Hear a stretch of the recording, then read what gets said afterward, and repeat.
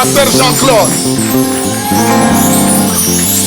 Le révérend Jean-Claude Kitoko, il est de la Belgique.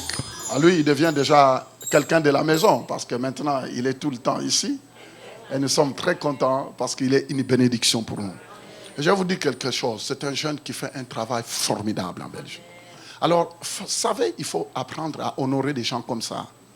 Ils ne commencent pas à diviser, mais ils vont dans des villes loin de Bruxelles et il fait un travail formidable. C'est dur, mais ça vaut la peine. Maintenant, vous voyez, avec toute la difficulté de travailler comme ça, toi tu arrives, tu dis, oh non, le Saint-Esprit m'a montré. Ça ne marche pas parce que le Saint-Esprit devrait te montrer. Pas pour ici, mais quelque part dans la... C'est pourquoi il ne faut jamais rêver pour moi. Oh, j'ai fait un rêve pour toi. Ça ne marche pas avec moi. Moi, Dieu connaît mon adresse. Oh non, j'ai rêvé, j'ai rêvé. Tu rêves pour moi? J'annule tout rêve. Tu ne peux pas rêver pour moi, rêve pour toi. Oh, même si tu rêves quoi et quoi, ça te regarde. Parce que moi-même, j'ai mes genoux pour prier. Les rêves, oh non, j'ai rêvé pour toi. Hey, ça ne marche pas avec moi. Allez les montrer à d'autres pasteurs. Va rêver pour eux. Moi, on ne rêve jamais pour moi. Jamais. Parce que je connais l'adresse de Dieu. Et ça fait 35 ans que je le parle. Blague pas. Oh, Dieu m'a montré l'église. L'église quoi? L'église ici. Tu n'as pas de droit. C'est Dieu seul qui a droit. Et c'est lui qui règne. Pasteur Jean-Claude, merci. Alléluia. Est-ce que quelqu'un peut donner une offrande d'acclamation pour le roi de l'Éternel? Je disais une offrande d'acclamation pour l'ange de la maison. Une offrande d'acclamation pour le chameau sur lequel Dieu monte. Que Dieu soit loué, que Dieu soit loué. Amen. Je rends grâce une fois de plus au Seigneur pour l'opportunité qu'il m'accorde d'être une bouche autorisée en ce jour du 26 juillet. Je suis entré par cette église et demain à 6 heures, je pars chez moi en Belgique et je tiens à remercier le couple pastoral pour cette marque de confiance avec le frère avec qui on venait. Il m'a dit c'est déjà la 4e fois, vous êtes déjà l'habitué de la maison. Amen. Vous savez, la chair est tellement chère qu'on donne aux gens qui sont chers. Mais je suis tellement petit. Il y a plus de 20 ans, je suivais cet homme partout. Je lui avais même dit une fois, je prêchais dans 2 ou 3 endroits l'une des prédications qu'il avait prêchées il y a 20 ans à Anvers. L'intimité avec Dieu. Quand j'ai écouté ces messages, ça m'a bouleversé. J'ai dit, mais Seigneur, y a-t-il sur cette terre des hommes qui parlent comme ça? Je me disais, cet homme est né avec la Bible ou quoi? Vous savez, il y a des prières que nous faisons lorsque Dieu l'accomplit. Parfois, nous-mêmes, nous ne comprenons pas. J'ai prié, j'ai dit, je dois rencontrer cet homme. Je dois être au pied de cet homme. Et Dieu l'a permis. Quand nous sommes au bureau, je m'étais, il parle et il y a des choses qui impactent mon esprit. Vous devez apprendre à valoriser les trésors que vous avez. Vous savez, Dieu a créé chacun de nous différemment. Moi, j'étais responsable de l'accueil avant de devenir pasteur. J'étais tellement réglo que je faisais même l'accueil moi-même. Je faisais asseoir tout le monde. L'accueil commençait 1 heure avant le culte. Et quand c'était l'adoration, tu viens en retard, tu restes là-bas.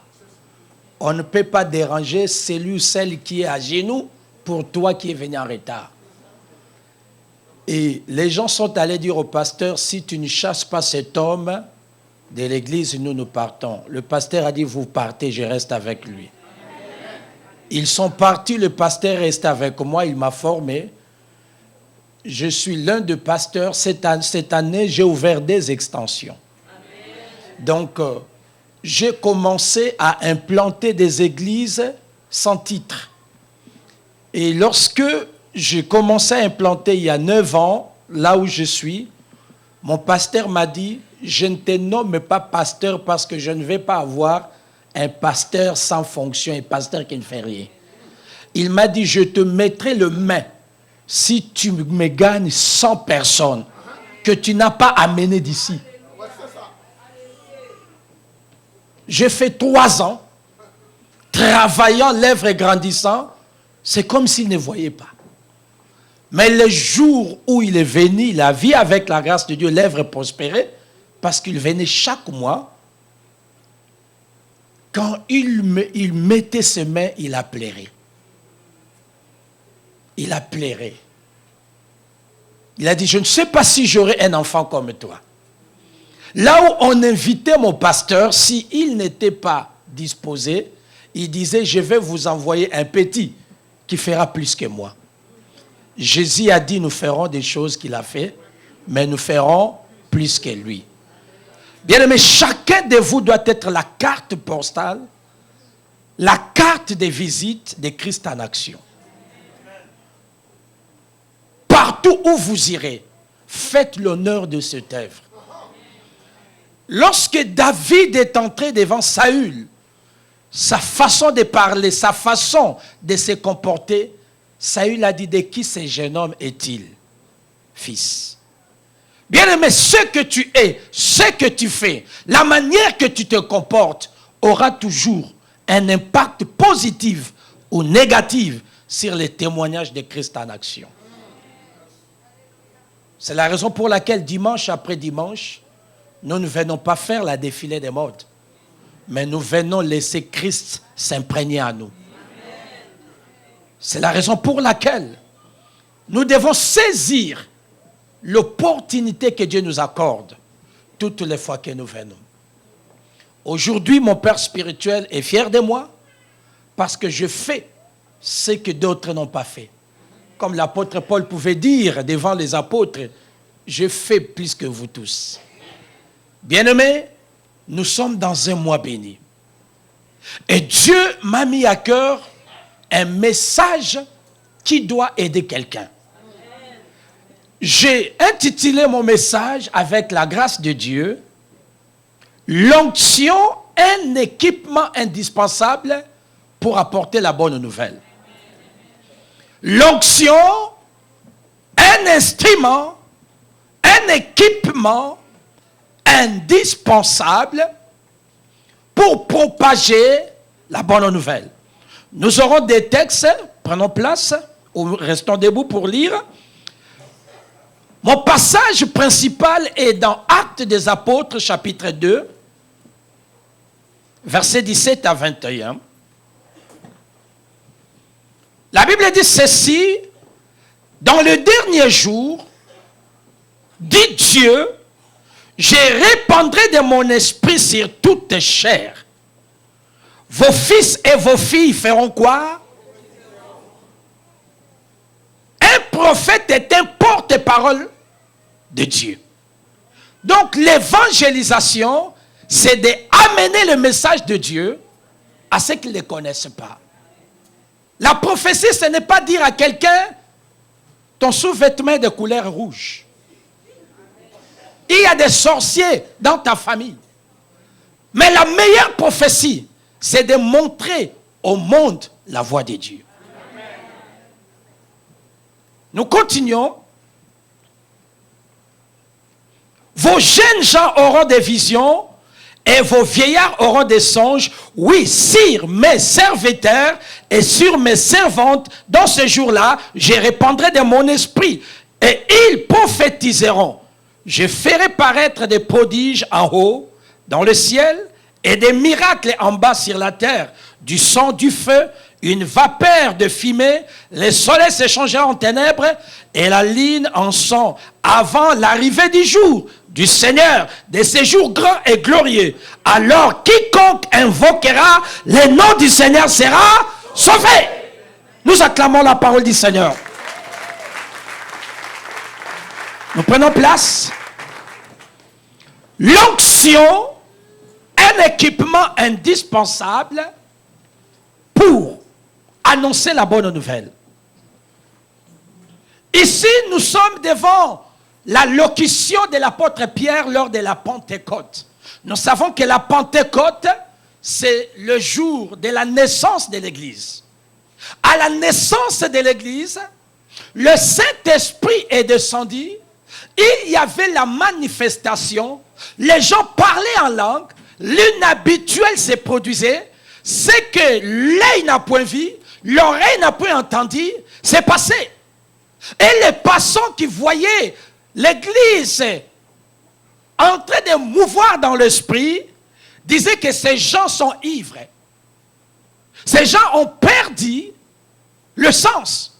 Et là maintenant l'apôtre Pierre dira, ne nous prenez pas comme des hommes ivres, mais c'est l'accomplissement de la prophétie, car il est écrit dans les derniers jours, dit le Seigneur.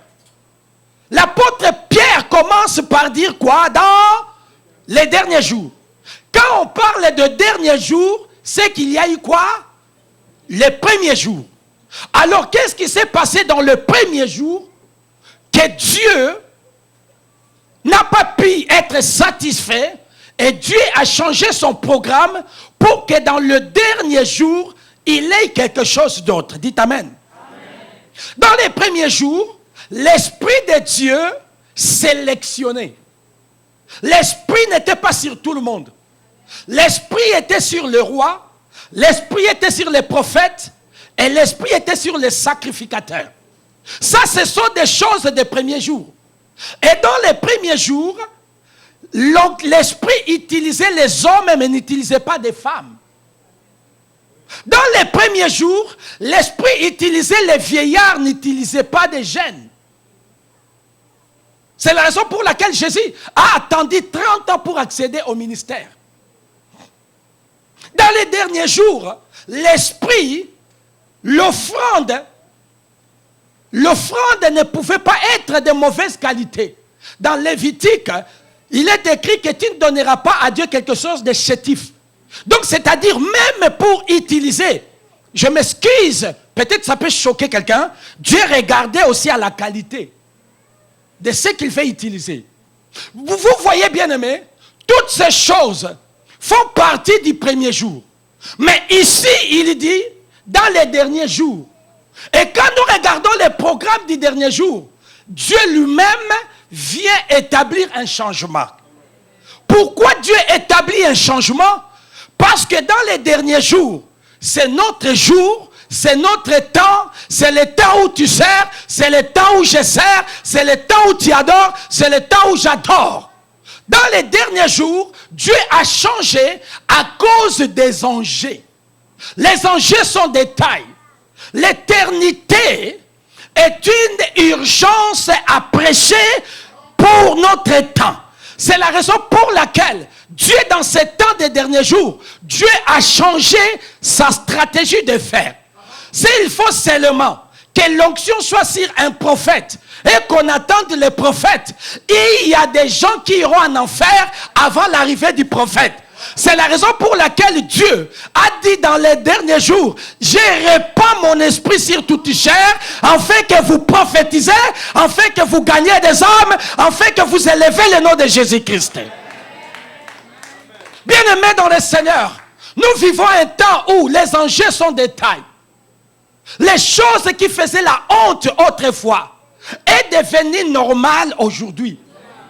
C'est la raison pour laquelle Dieu a dit, je change ma stratégie. Il faut que l'église soit équipée. Du bébé jusqu'au vieillard. De la femme jusqu'à l'homme. Je vais répandre mon esprit. Parce que je vais faire des gagneurs d'âme. Je vais faire des bulldozers. Je vais faire des terroristes dans les camps de l'ennemi. Bien-aimés dans le Seigneur, dans les derniers jours, les enjeux sont des tailles. Les satanistes ne se cachent plus. J'étais à Kinshasa, j'ai vu une banderole ou campagne d'évangélisation des satanistes. Aujourd'hui, bien-aimés dans le Seigneur, à l'université, c'est là que les roses chrétiens sont en train de recruter. Alors si Dieu devait garder son esprit pour les vieillards, mais ce sont des chaînes qu'on est en train d'amener lentement, sûrement, sans croisement, sans bifurcation, en enfer. C'est pour cela que Dieu a dit, même sur vos fils, je répandrai de mon esprit. Je suis là pour dire à quelqu'un, l'onction qui vient aujourd'hui ne regardera pas le sexe, ne regardera pas les genres, ne regardera pas les rangs sociaux. L'onction est un apport important pour annoncer la bonne nouvelle. Vous savez, dans l'évangile de Luc, Jésus entre dans le temple. On lui donne les rouleaux. Il pointe Ésaïe en disant, l'Esprit du Seigneur l'Éternel est sur moi. Il m'a oint. La première chose, le premier but de l'onction, c'est pour annoncer la bonne nouvelle. Aujourd'hui, les gens cherchent l'onction pour faire tomber les gens. Mais quand nous regardons dans les programmes de Dieu, la première préoccupation de tout être humain, quand il demande l'onction, c'est pour faire de toi un gagneur d'âme. C'est pour faire de toi un propageur de la bonne nouvelle. Jésus n'a pas dit que l'onction est pour moi pour diviser des églises. Regarde ceux-là qui divisent des églises. En Belgique, nous n'avons plus l'évangélisation, mais nous avons l'échangélisation. C'est-à-dire, les chrétiens changent des églises. Nous appelons ça l'échangélisation. Dis à celui qui est à tes côtés, dis pas l'échangélisation. Bien-aimé, l'échangélisation amène la tristesse dans le royaume de Dieu. Mais l'évangélisation, quand une âme s'est convertie, la Bible dit il y a la joie au ciel. Je suis là pour dire à quelqu'un, tu peux être un promoteur, un producteur de la joie au ciel lorsque tu te laisses investir par l'onction. Parfois nous nous posons la question, mais je n'ai pas le verbe facile. Comment gagnerais-je une âme? Comment parlerais-je de Jésus? La Bible dit, ce n'est ni par la force, ni par ta puissance. Je peux aller loin, ni par ta connaissance, ni par ta beauté, ni par tes moyens. Il y avait quelqu'un qui me disait, pasteur, j'ai des moyens, je peux commencer l'église. J'ai dit, Satan, Lucifer a plus de moyens que toi. Mais il n'a pas une église. Nous pensons que commencer une église, c'est avoir des moyens. Non. D'abord, la première chose, c'est recevoir l'appel. C'est recevoir l'appel. Dieu ne se répand ni de son appel. Quand Dieu t'a appelé, il t'équipe. Quand Dieu t'a appelé, il marche avec toi. Quand Dieu t'a appelé, il te protège. Quand Dieu t'a appelé, il t'élève. Quand Dieu t'a appelé, ça marque sur ta vie. C'est la raison pour laquelle, bien-aimé, ne commencez pas des choses parce que je vais me rivaliser à tel ou à tel. La Bible dit, dans les derniers jours. Bien-aimé, nous sommes dans le dernier jour. Les enjeux sont de taille. L'enfer a ouvert grandement sa bouche. L'enfer a ouvert grandement sa bouche. Et Dieu a vu la bouche de l'enfer. Il a dit, je répands sur tout le monde. Les femmes étaient disqualifiées. Mais Dieu dit dans ces temps les derniers, je vais recruter les femmes. Je vais les oindre. Je ferai d'elles des bombes à retardement afin de bombarder et de fermer la bouche de l'enfer. Oh, y a-t-il une femme ointe ici? Les femmes étaient disqualifiées. On a nourri les gens, on dit 5000 hommes. Mais on n'a pas compté les femmes. Parce que ce sont des choses du premier temps. Bien-aimé dans le Seigneur, moi je ne suis pas dans des polémiques. Est-ce qu'une femme peut évangéliser ou une femme peut prêcher? Bien-aimé dans le Seigneur, pendant que tu restes dans cette folie, Satan est en train de gagner. Pendant que toi tu restes dedans et puis tu ne fais rien, Satan est en train de gagner. C'est pour cela que Dieu lui-même a dit, je répandrai sur mes serviteurs seulement? Non.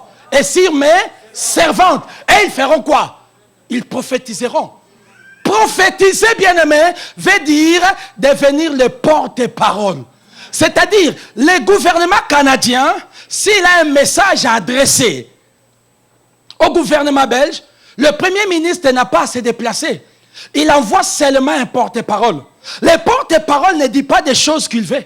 Ne dit pas des choses qui viennent de lui. Le porte-parole transmet la pensée du gouvernement. Je suis là pour dire, cet été, que le diable le veuille ou pas, nous allons transmettre la pensée de Dieu. Nous allons révéler au monde les désirs de Dieu. La Bible dit que Dieu ne désire pas la mort du méchant.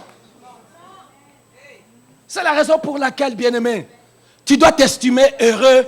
Tu dois t'estimer heureuse parce que Dieu a changé la méthode. Regarde celui qui est à tes côtés, dis-lui, je suis heureux. Dieu a changé la stratégie. Bien-aimé, tu es dans la stratégie de Dieu.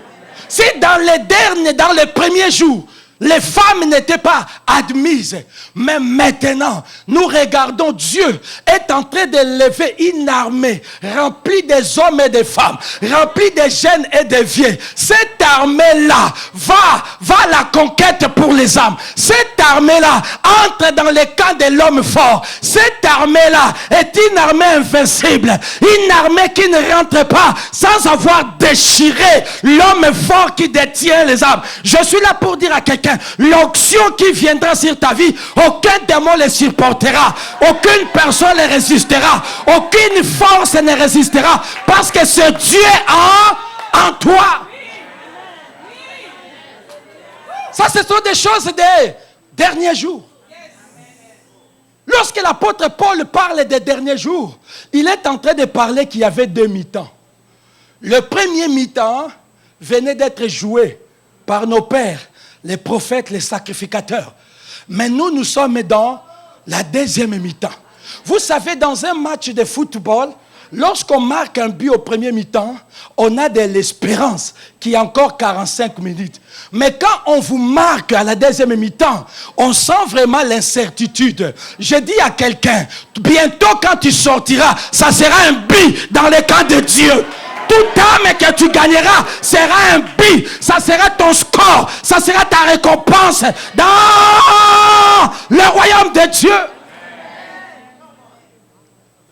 Bien-aimé, l'onction que nous avons, je l'appelle l'onction de la deuxième mi-temps. Vous savez, quand on fait sortir quelqu'un vers les dernières minutes, c'est que la personne qui entre, toute l'équipe met l'espoir sur la personne. Je suis là pour dire à quelqu'un, les prophètes sont passés, les sacrificateurs ont passé, les rois sont passés, mais tu es l'espoir de Dieu pour le salut des âmes. Tu es l'espoir de Dieu pour la moisson du dernier jour. C'est la raison pour laquelle quand on veut distribuer les choses, ne te disqualifie pas, parce que Dieu lui-même t'a qualifié. Dieu t'a qualifié. Vous savez, bien-aimés, il y a 4 choses que je vais partager courtement. La première chose, dans les changements produits par l'Esprit de Dieu, qu'est-ce que Dieu a fait? La première chose qui doit attirer notre attention, Dieu a dit, je répandrai de mon esprit. Or, dans les premiers jours, l'esprit n'était pas répandu. L'esprit s'est posé. Or, quand on répand, c'est-à-dire, on déverse en désordre, ça tombe en cascade, ça ne regarde ni l'âge, ça ne regarde pas les rangs sociaux, ça ne regarde pas les sexes. Donc, c'est-à-dire, Dieu veut nous oindre dans une dimension à tous égards. Donc, c'est-à-dire, une dimension surélevée de l'onction. C'est la raison pour laquelle toi-même tu dois comprendre que tu es dans le temps et dans le programme de Dieu. Et que tu as besoin de l'onction pour le travail que nous allons faire. La Bible dit que l'onction brise les jougs. Les âmes que nous allons rencontrer, des âmes que nous allons gagner, des personnes que nous allons toucher, visiter, ce sont des gens malheureusement, sont sous les liens, sont dans des liens, dans des jougs de l'ennemi. Et c'est la raison pour laquelle Dieu veut t'équiper de son onction et de son esprit.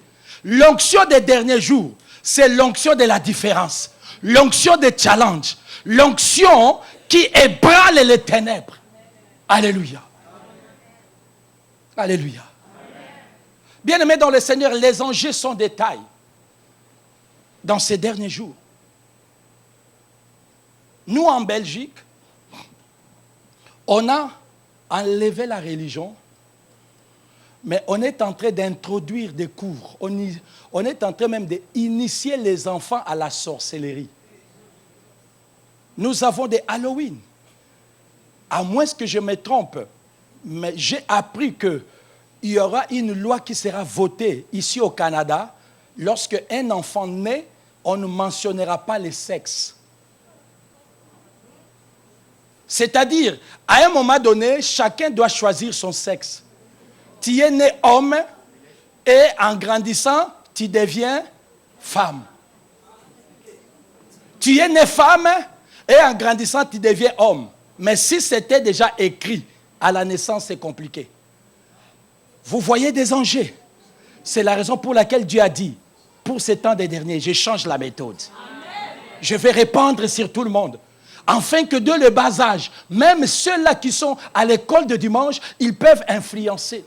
Et là, on est en train de dire, chacun donc doit choisir son orientation sexuelle. Bien aimé, ce sont des choses qui ne se passaient pas dans le premier temps. Mais ce sont des choses que nous vivons dans les derniers temps. C'est la raison pour laquelle Dieu a activé son onction. Dieu doit activer son onction afin que le peuple de Dieu soit apte, soit puissant pour gagner et travailler. Alléluia. Amen. Alléluia. Amen. La semaine dernière, j'étais à Gatineau et il y avait un frère qui me conduisait. Il m'a dit, pasteur, j'ai un collègue qu'on a mis de côté. Là où il travaillait dans un supermarché, parce qu'il y avait quelqu'un qui était entré, et il lui a dit, monsieur, est-ce que je peux vous aider? Le monsieur a changé l'orientation sexuelle. Il est allé chercher le directeur. Il m'appelle monsieur. Moi, je suis une femme. Et à cause de cela, on a licencié la personne. Bien-aimé, vous voyez, bien-aimé, les enjeux des derniers temps. Et c'est malheureusement, ce sont ces gens-là qui nous dirigent. C'est la raison pour laquelle Dieu veut oindre son église d'une onction puissante en fait d'annoncer la bonne nouvelle. Et que ces gens qui sont dans la perdition entrent dans la révélation de Christ. Bien-aimé Jésus, la première chose quand il a dit « L'Esprit est sur moi », c'est pour annoncer la bonne nouvelle. Un chrétien qui n'annonce pas la bonne nouvelle est à contradiction de son appel et de sa destinée. Bien-aimé, j'aime les salutistes. Leur devise, c'est sauver. Sauver pour servir. Mais toi, tu es sauvé. Je suis sauvé pourquoi? Je suis sauvé pourquoi? Tandis que les âmes sont dans le lieu des ténèbres, l'église ne fait rien. Hier, j'étais avec mon frère, on était quelque part, on était en train de marcher, et puis on était dans des magasins, et j'ai vu une publicité qui m'avait touché. Et cette publicité-là, on a écrit, si la mode est un crime, je plaide coupable. Je dis, tiens, mais moi aussi j'ai dit, si prêcher Jésus est un crime, je plaide coupable. Si prêcher Jésus est un crime, nous plaidons coupables. Nous n'allons pas renoncer à notre mission, nous plaiderons coupables. Qu'il nous enchaîne, mais nous n'allons pas renoncer. Les apôtres ont dit, voyez vous-même s'il faut vous plaire à vous ou plaire au Seigneur. Nous devons craindre celui qui peut tuer le corps et tuer l'âme. Je suis là pour dire à quelqu'un, l'onction te soutiendra. Personne ne te touchera. Personne ne mettra sa main sur toi. L'onction de Dieu te rendra fort. L'onction te lèvera au-dessus de l'adversité. Ils te feront la guerre. Ils te vaincront point. Dieu a répandu son esprit. Il a répandu son onction. L'onction de dernier temps, c'est l'onction de distinction. Ouvre ta bouche. Dieu mettra des paroles parole. Je dis à une personne, le Seigneur sera avec toi. Oui. Si parler de Jésus est un crime, je plaide coupable. Nous plaidons coupables. Nous plaidons coupables. Regardons combien de familles souffrent. Combien de familles sont sous le joug de l'ennemi. À cause de ces enjeux. Là où l'esprit venait, choisissait et se posait seulement. Dieu a dit non. Je vais répandre sur tout le monde. Amen. Vous voyez, bien-aimés, ça c'est le changement des derniers jours. Là où il n'y a qu'une seule personne qui pouvait gagner, Dieu nous qualifie tous dans l'œuvre et dans la moisson. Bien-aimés, la deuxième chose, le deuxième changement qui me réjouit ici, Dieu dit, je répandrai de mon esprit sur toute chair. Dans l'Ancien Testament, un jeune ne pouvait jamais être dans le sacerdoce. Un jeune ne pouvait jamais être dans le sacerdoce. Mais aujourd'hui, le diable est en train de recruter les jeunes. C'est la raison pour laquelle Dieu dit, si je dois seulement lécher la tasse aux vieux, le jeune est là. Le temps qu'ils atteignent la maturité, le diable aura déjà saccagé. C'est la raison pour laquelle je change le système. Même les jeunes, venez. Même les jeunes, vous êtes recrutés. Même les jeunes, vous êtes recrutés. C'est la raison pour laquelle je bénis le programme de la jeunesse. Vous savez, la jeunesse, c'est l'avenir de l'Église. La jeunesse a une facilité d'influencer. À l'université, au travail, la jeunesse peut parler de Jésus. C'est la raison pour laquelle toi, jeune, ne dis pas cette histoire concerne le parent.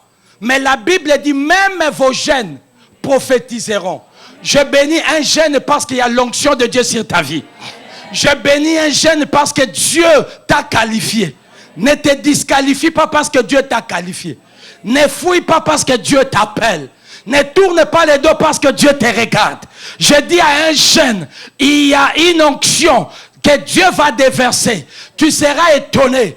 Tu seras un témoin partout où tu entreras. L'Esprit de Dieu parlera. L'Esprit de Dieu agira. L'Esprit de Dieu touchera. L'Esprit de Dieu bénira. Parce que nous sommes dans le temps où Dieu va envoyer les jeunes. Comme Samson avait lié ses animaux, a mis la torche. L'Esprit de Dieu va se saisir de vous. Ça, c'est la torche que nous mettons entre vos mains. Vous allez entrer dans le camp de l'ennemi pour embraser et neutraliser, consumer le royaume des ténèbres. Je dis à un jeune, tu seras différent après ce programme. Je dis à un jeune, l'onction de Dieu t'amènera dans une dimension supérieure après ce programme. Parce que ce qui te manquait, c'était l'onction. Mais Dieu vient de dire, même sur vos jeunes, vous aurez des visions. Quelle est cette vision? C'est d'avoir la révélation de sa destinée. En quoi Dieu t'a appelé sur cette terre. Tu n'es pas appelé juste pour te marier, juste pour faire des enfants. Tu es appelé pour manifester la gloire de Dieu. Il y a une dimension où les gens n'ont pas vu. La Bible dit que le monde attend de nous la manifestation des fils de Dieu. Je dis, le temps est venu où nous allons manifester la gloire de Dieu. Christ en action veut dire le ouin en mouvement, le ouin qui bouge, le ouin qui embrasse, le ouin qui font la différence. Christ en action, c'est différent de ceux qui dorment. Bien-aimés, dans les derniers jours, les enjeux sont des tailles. Ce n'est plus le temps de dodo, métro. Non, les enjeux sont des tailles. C'est le temps de sortir. Là où tu travailles, parle de Jésus. Là où tu es, parle de Jésus. Qu'on sente l'odeur de Christ. Quand tu ouvres la bouche, qu'on sente l'ADN de Jésus sortir de ta bouche. Car partout où tu es, qu'on sente le parfum de Jésus. Je dis à quelqu'un, c'est possible.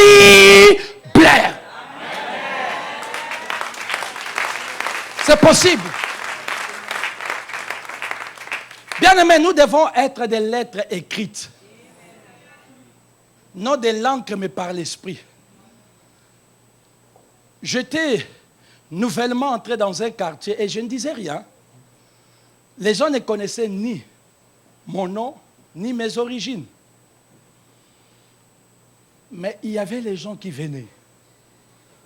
Chez moi, la prière, la parole. Et il y a des voisins qui pariaient. Et se disaient, certainement cet homme doit être pasteur. Je ne l'étais pas encore. Un jour, j'ai lavé ma voiture. Un voisin venait, m'a dit bonjour. Bonjour, on a commencé à parler. Qu'est-ce que vous faites dans la vie? J'ai dit, je suis chrétien, je parle de Jésus.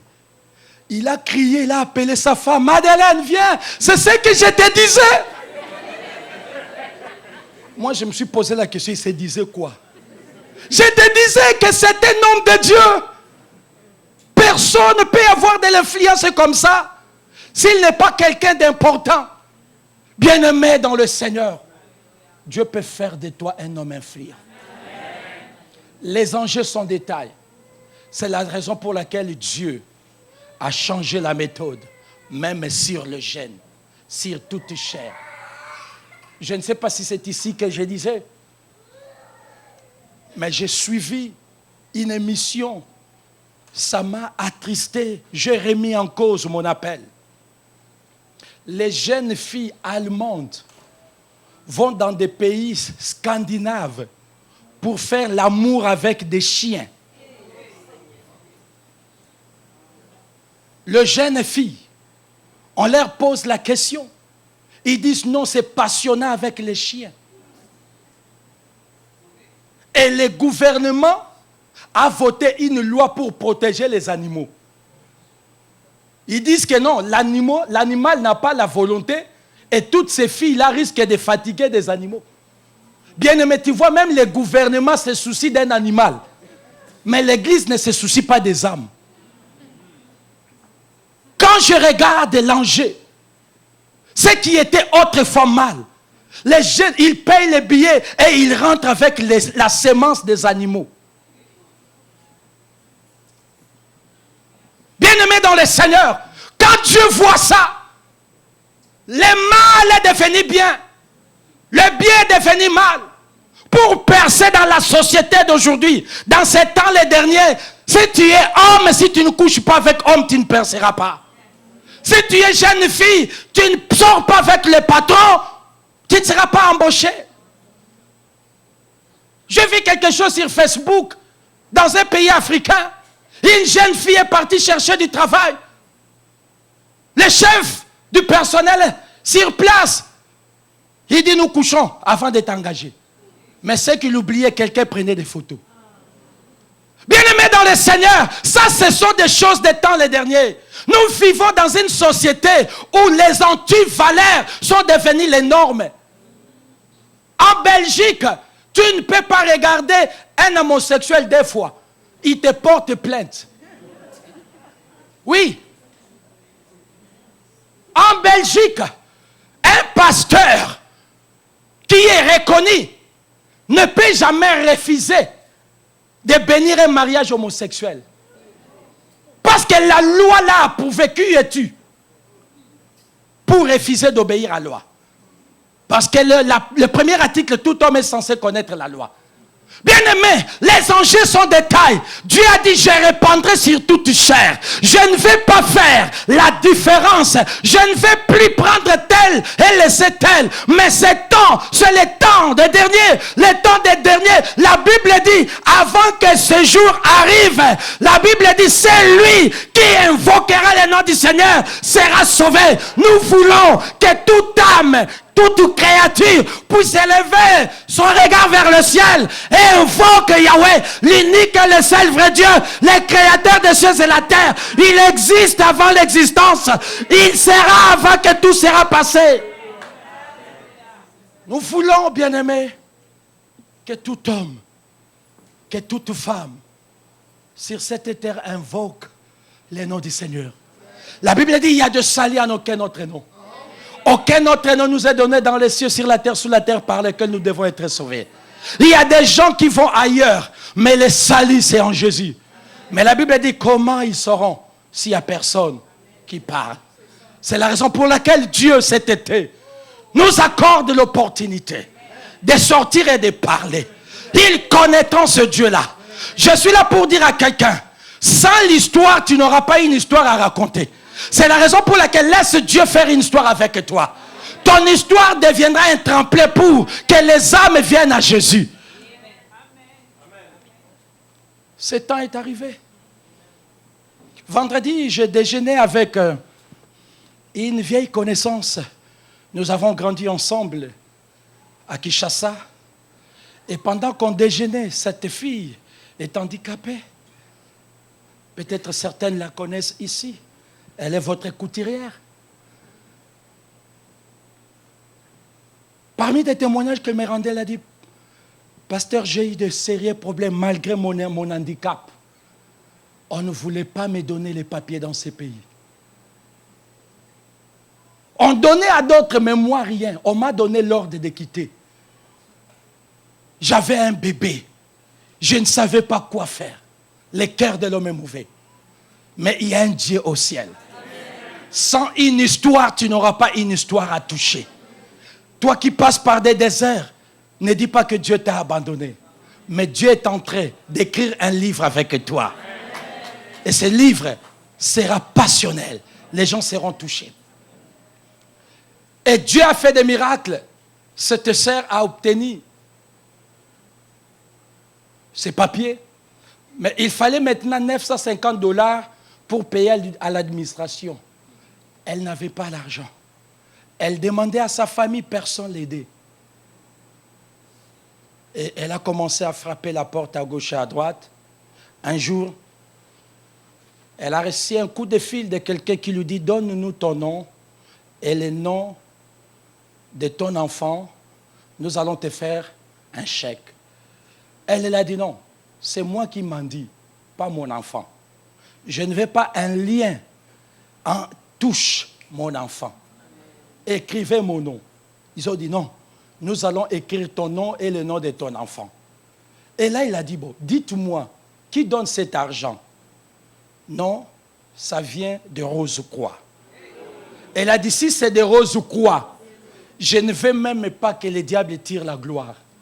Elle a refusé l'argent de la Rose-Croix. Bien-aimé, si c'était toi, tu diras tout est pire. Pour ceux qui sont pires. Bien-aimé dans le Seigneur, les enjeux sont de taille. Le diable est en train de recruter, même avec l'argent.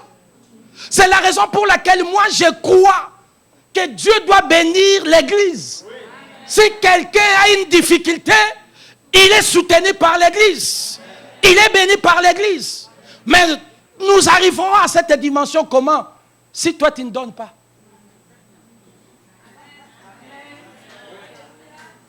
On vient t'enseigner des mensonges. La dîme, c'est des choses de l'ancienne alliance. Moi, j'ai dit, bon, enlevons la dîme. Donne quand même. Enlevons seulement le nom la dîme. Donne. Si c'est le nom la dîme qui te gêne, bon, enlevons la dîme. Mais donne.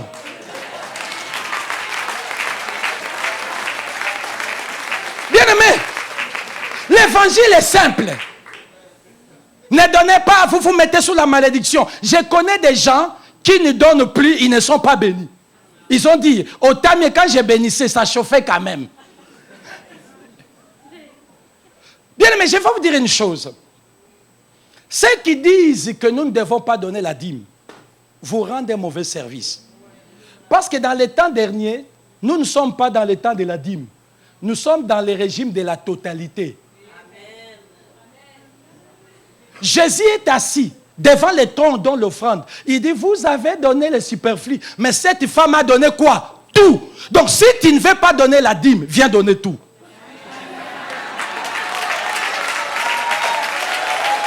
Alléluia.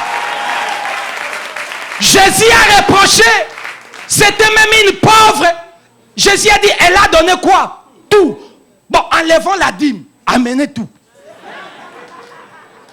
C'est là où les choses se compliquent maintenant. C'est pour cela, comme on t'aime, viens avec, commence avec la dîme. Quand tu seras capable de donner tout, viens avec tout. Bien-aimés, ne vous compliquez pas la vie. Ne vous compliquez pas la vie.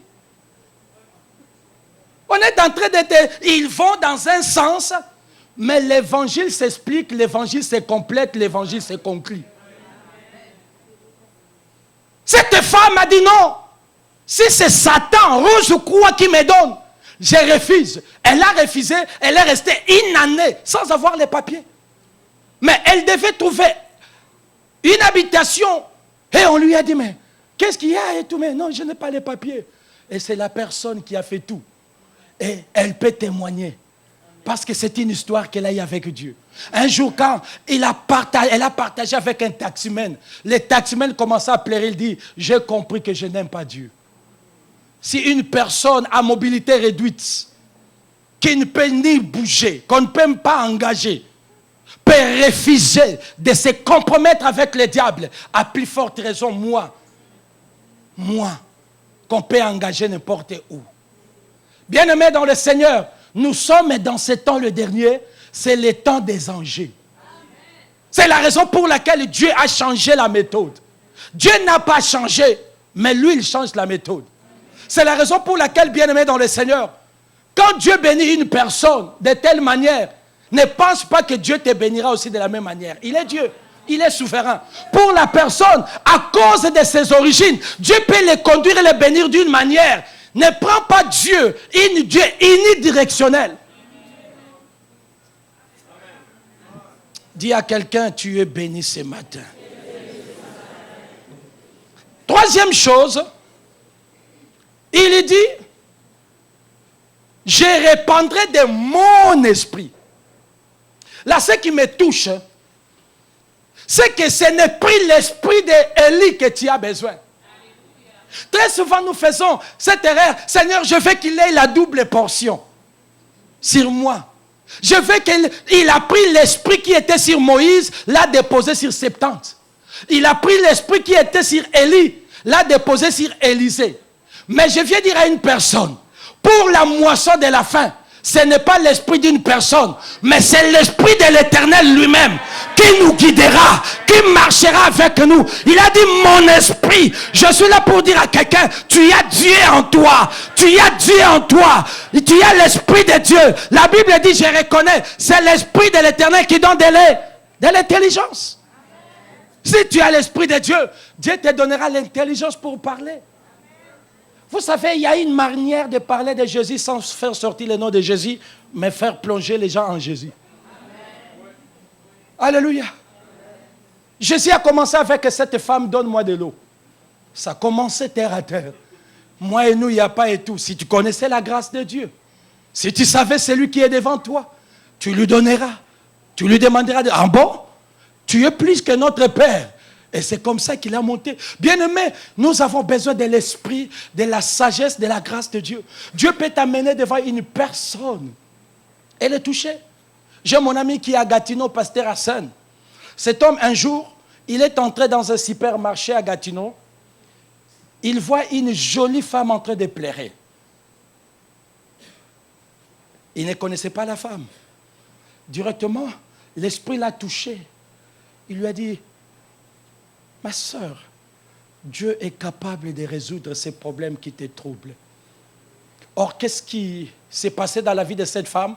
Ils étaient dans un couple, le mari est riche, ils vendent des voitures, mais ils n'ont pas un enfant. Et c'était le sujet des disputes. Et c'est ce qui faisait que la femme pleurait. Et là, dans le supermarché, l'homme de Dieu a prié pour cette femme. Quelque temps après, la femme, elle a conçu. Cet homme ne vient pas à l'église, mais a dit au pasteur, tout ce que tu auras besoin pour ton ministère, je suis déjà là pour le faire. Bien-aimés dans le Seigneur, ce n'est pas l'esprit de Moïse que nous avons besoin. Sinon, nous aurons des problèmes. Ce n'est pas l'esprit d'Élie. Nous fuirons devant Jézabel. Mais nous avons besoin de l'Éternel pour ne pas fuir devant les gens. Pour ne pas fuir devant des gens. Nous n'avons pas besoin de David. Bien-aimé, sinon tu tomberas. Bien-aimés, nous avons besoin de l'Éternel. Ce n'est ni par ta force, ce n'est ni par ta puissance, mais c'est par l'Esprit de Dieu. Reçois l'Esprit de Dieu. Reçois l'Esprit de Dieu pour gagner les âmes. Reçois l'Esprit de Dieu pour parler de Jésus. Il dit de mon esprit. De mon esprit. Tu n'as pas besoin de courir à gauche ou à droite. Je ne suis pas contre la transmission de l'onction. Mais tu cours à gauche et à droite parce que tel a l'esprit, c'est son esprit. Mais la Bible dit, Dieu dit, c'est dans les temps les derniers, lui Dieu, son esprit, l'esprit qui a créé la terre et les cieux, l'esprit qui a ressuscité Jésus des morts, l'esprit qui a ouvert la mer rouge, l'esprit qui a donné la vie à Lazare, l'esprit qui a guéri Bartimée, l'esprit qui a arrêté le sang de cette femme, c'est cet esprit qu'il veut te donner. L'esprit sans mesure. C'est cet esprit qu'il veut te donner. C'est pour que tu comprennes que l'Église, nous sommes dans une dimension de l'onction sans mesure. Ne sois pas complexé. Même quand tu te trouves devant un riche, ne sois pas complexé. Quand tu te retrouveras devant un boiteux, ne fouille pas. Tu as l'Esprit de Dieu. Laisse Dieu faire. Laisse Dieu agir. Laisse Dieu parler. La dernière chose, là où je vais conclure, Dieu dit, je répandrai l'esprit des signes et des prodiges. Le verset 19 que nous avons lu, il dit, je ferai paraître des prodiges en haut dans le ciel et des miracles en bas sur la terre. L'évangélisation amène toujours les miracles. L'évangélisation amène toujours les changements d'attitude de cœur. C'est la raison pour laquelle si toi tu ne sors pas, tu empêches la main de Dieu d'agir. Si toi tu ne parles pas, tu lis Dieu. Quoique Dieu est Dieu, mais il a lié parfois sa volonté par nos actions. C'est la raison pour laquelle les gens peuvent aller en enfer. Si toi tu ne parles pas, Dieu ne bougera pas. Mais ces jours-là, il te demandera des comptes des âmes que tu aurais pu sauver, que tu n'as pas fait. C'est toujours dans des croisades que nous voyons des miracles. C'est la raison pour laquelle, bien-aimés, nous devons croire que cette onction s'appelle miracle, s'appelle bénédiction, s'appelle victoire. Je vais conclure par ces versets. Luc 4, 17, 20. La Bible nous dit ceci. Et on lui remit les livres du prophète Ésaïe. L'ayant déroulé, il trouva l'endroit où il était écrit. L'Esprit du Seigneur est sur moi parce qu'il m'a oint pour annoncer une bonne nouvelle aux pauvres. Il m'a envoyé pour guérir ceux qui ont le cœur brisé, pour proclamer aux captifs la délivrance et aux aveugles les recouvrements de la vie, pour renvoyer libres les opprimés, pour publier une année de grâce du Seigneur. Ensuite, il roula les livres, les remit aux serviteurs et s'assit. Tous ceux qui se trouvaient dans la synagogue avaient les regards fixés sur lui. Alléluia. L'onction, l'instrument indispensable pour propager la bonne nouvelle. Chaque matin, demande à Dieu de te oindre. Demande à Dieu de se servir de toi comme un instrument. Les hommes que nous allons rencontrer passent par des temps difficiles. Il n'y a que l'esprit qui sonde le cœur et le rein. Ne regarde pas ce que tu es, ce que tu as. Je l'avais dit, l'onction dans le passé. Sur l'autel, on ne pouvait pas mettre une offrande qui était chétif. Mais aujourd'hui, Dieu se sert de malvoyants, des sourds, des albinos. Nous avons dans notre entourage, nous voyons, il y a des chantres, il y a des personnes qui ont des handicaps.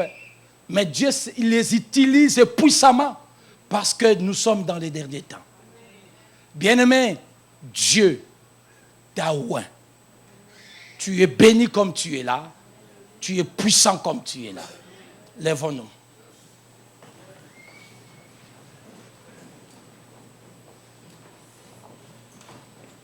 Lève tes deux mains.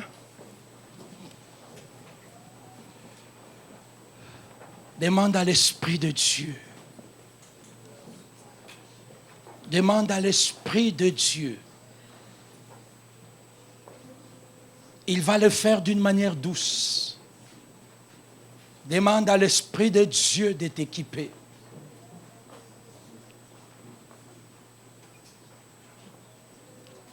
Dis à Dieu, j'ai entendu ta parole. Je suis dans ces temps de dernier.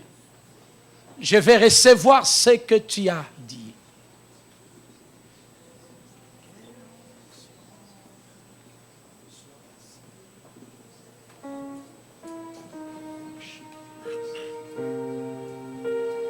Demande à Dieu, demande à l'Esprit de Dieu de te toucher.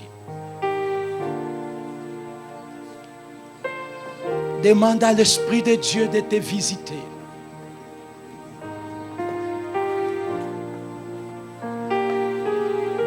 Il y a un équipement que Dieu veut accorder à chacun de nous.